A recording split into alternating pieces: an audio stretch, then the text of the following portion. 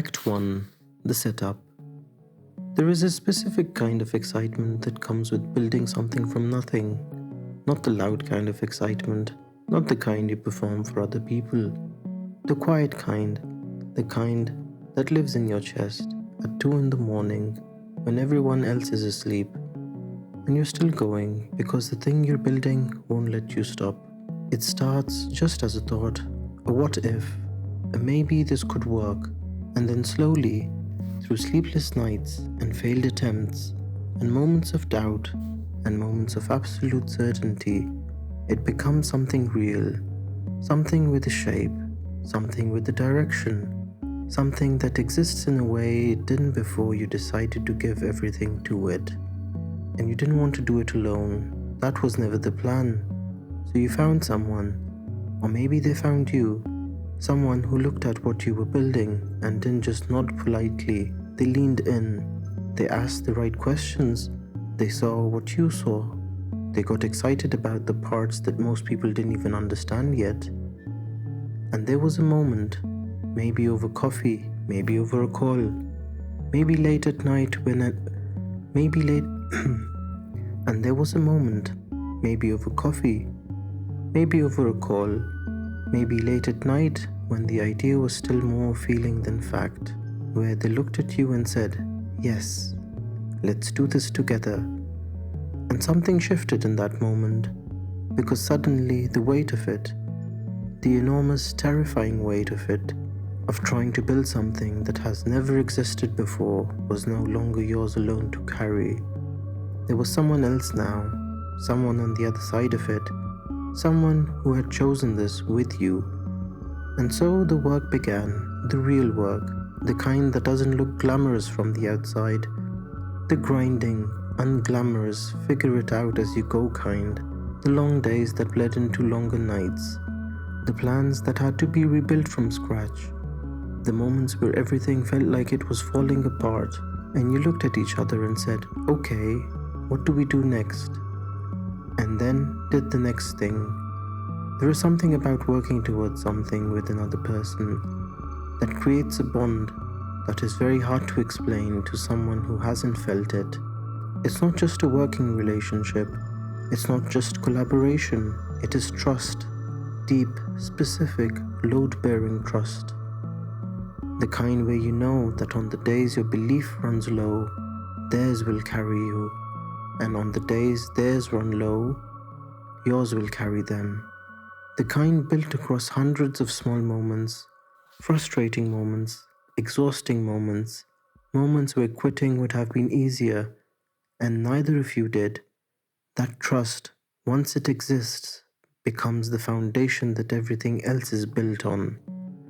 Not the plan, not the progress, not the results, the trust, the quiet certainty that the person next to you is going to stay. And when that breaks, everything built on top of it shakes. Act 2, the confrontation. And then one day, they were gone, not with the kind of ending that you could have prepared for, not with a dramatic moment you could point to and say, "That's where everything changed." Just a conversation, a decision, a moment with the person who was supposed to be standing next to you, through all of it, wasn't anymore. And the world kept moving. The work still needed to be done. The plan still existed. Things still needed attention. But something had gone very quiet, in a place that used to feel full. The questions came immediately. Why now? Of all the moments, why this one? How long had they been feeling this? Were there signs that were missed? Was there something that could have been said or done differently that would have changed this? And underneath all of those questions, the one that hurt the most, what happens now? Because this wasn't just losing a person. What had been built was a system, a carefully constructed thing that worked because two people were carrying it. The decisions made together, the weight shared, the hard days weathered side by side, and when one person walks away, the weight doesn't redistribute itself neatly, it doesn't find somewhere else to go, it falls entirely on whoever is left standing. And standing in the sudden, complete weight of it, is one of the loneliest feelings there is, because the people around you who haven't been through this don't quite understand what was lost. They see a setback, a problem to solve, something to move past quickly. Well-meaning people say things like, "You'll find someone else," or "Maybe it wasn't meant to be," or "This could actually be a good thing in the end." And those words, however genuinely they're offered, don't land the way they're supposed to, because what was lost wasn't just a person, it was the shared version of the vision, the person who had been there for every important moment, who knew what had already been sacrificed, who understood exactly how far things had come and how far they still needed to go, and had chosen to be part of closing that distance. That person was gone, and in their place, a silence where there used to be a voice. Half of every decision that now had to be done alone, a future that had been built for two, that now had to be rebuilt for one. And the thing itself, the thing that had been poured into, believed in, built piece by careful piece, was sitting there, unfinished, uncertain, heavier than it had ever felt before. There were things that had to be handled, conversations that couldn't be avoided, explaining what happened to people who had believed in both of you, keeping things moving forward when every instinct said, "Stop, sit down, feel this." But stopping didn't feel like an option, so the work continued, and the grief got carried underneath it, quietly, privately, in the spaces between everything else. And then came the doubt. That was the part nobody warned about, the doubt that crept in the quiet moments, the 3 a.m. doubt, the kind that asks, was any of this ever going to work? Did it only feel possible because someone else was standing next to you, believing in it too? And now that they were gone, was it still worth it? Was the vision still real without the person who had helped carry it? That doubt, quiet, persistent, corrosive, was the real damage, not the practical fallout, not the extra weight, not the uncomfortable conversations with everyone who had expected both of you to see this through. The real damage was internal, the slow erosion of belief in the thing and in yourself, the question of whether you were enough to carry what had been designed to be carried by two.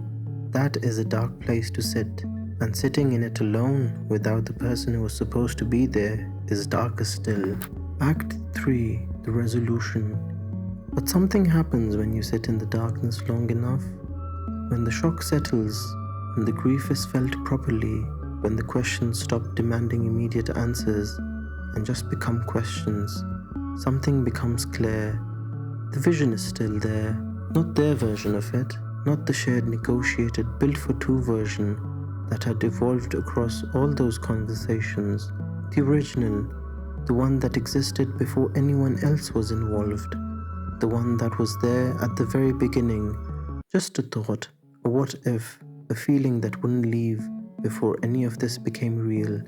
That vision, unchanged, undamaged, still burning, was still there, and with it came a choice. Let the leaving become the ending, or let it become the moment everything changed. Not easily, not without acknowledging how much harder this had become, not without grieving the version of this that was supposed to exist but never would now, but with a quiet, stubborn, deliberate decision that this was still worth it, that the work still mattered, that the thing being built deserved to be finished. Because here is what the leaving clarified. Nobody else's belief in something is the source of its worth. It was real before they came.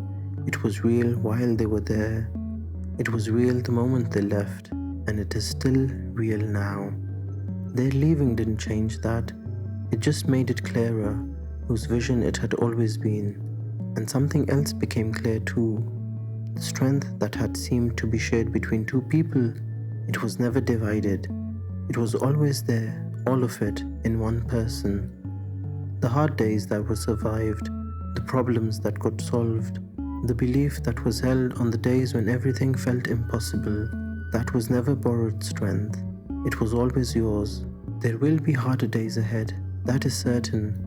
Days where carrying this alone will feel unfair, because it is unfair. There is no version of this where pretending otherwise helps anyone.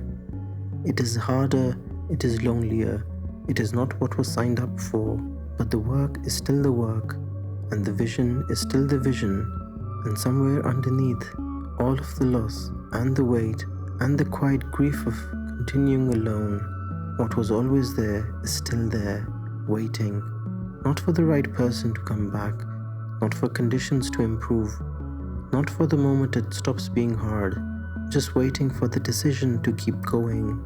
So, if this is how it is, fine. Then it gets done alone. Not out of stubbornness, not out of pride, not out of pretending the loss wasn't real, or that this isn't harder than it was supposed to be, but because the thing being built is worth building, and because somewhere in the middle of all of that loss, something became impossible to ignore. This was never really about anyone else. It was always about this, the work, the vision, the thing that had been burning quietly since the very beginning, before anyone else was in the room. And no one leaving can take that away. No one. And if something is being built right now and someone left in the middle of it, this one was for you. The vision is still yours. The work is still worth it. And you are more capable of carrying this than you currently believe. Keep going, whatever it costs.